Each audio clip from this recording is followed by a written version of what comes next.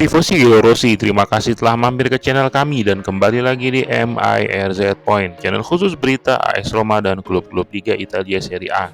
Di edisi ke-190 ini kita akan bahas berita seputar laga perempat final Coppa Italia, di mana lagi-lagi Lazio berhasil mengungguli AS Roma dengan skor 1-0, dan tentunya berita menarik dari Paulo Dybala, AS Roma dan Liga Italia Serie A lainnya.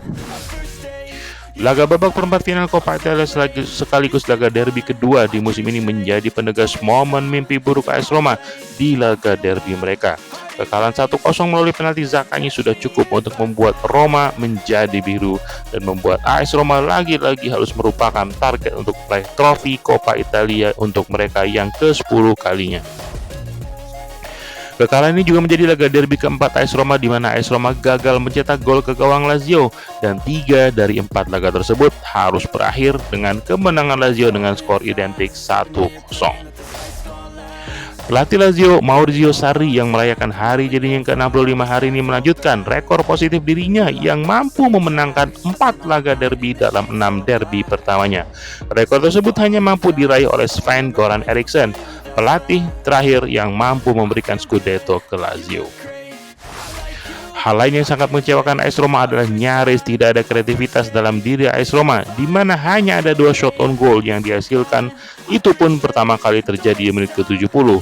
Padahal AS Roma memainkan Dybala, Lukaku, El Shaarawy, Belotti, dan Azmoun pada laga tersebut. Selain kreativitas, AS Roma juga tampak tampil tanpa roh di laga tersebut. Justru Lazio yang meski tampil dengan kiper ketiga, tanpa kapten Immobile, dan tanpa andalan dengan Luis Alberto dan banyak kepinjangan lainnya, dapat memanfaatkan sebuah momen untuk membuat AS Roma dihukum penalti yang pada akhirnya menjadi laga atau pembeda untuk laga tersebut. Pelatih Jose Mourinho menyayangkan Paulo Dybala yang harus ditarik keluar setelah main di babak pertama dan meninggalkan AS Roma tanpa kreativitas meski memasukkan Pellegrini sebagai pengganti Dybala. Performa pemain sayap AS Roma juga kian menyedihkan, di mana nyaris tidak ada apa-apa yang dilakukan winger AS Roma untuk menyuplai Lukaku, Dybala, Azmoun, dan Belotti selama laga. Bahkan hal yang sama juga terlihat di laga AS Roma versus Atalanta pekan yang lalu.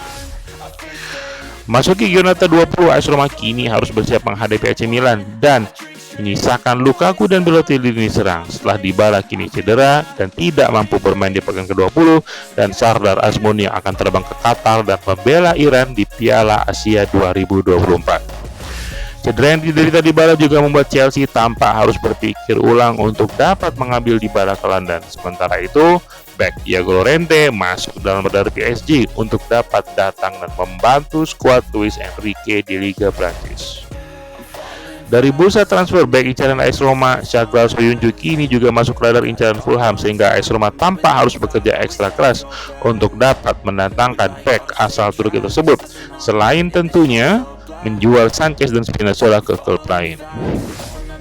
Tifosi, musim AS Roma kini tinggal berharap kepada laju mereka di Liga Eropa dan usaha AS Roma untuk masuk 4 besar, meski kini juga tertahan di peringkat ke-7. Dan laga selanjutnya versus Milan akan menjadi laga yang penuh tanda tanya tentang bagaimana AS Roma menjawab kekecewaan fans terhadap rentetan hasil buruk AS Roma di musim 2023-2024 ini. Bagaimana pendapat Anda tentang laga semalam? Komen untuk berikan pendapat Anda dan subscribe untuk mendapatkan berita AS Roma dan Liga Italia Serie A lainnya. Forza Roma!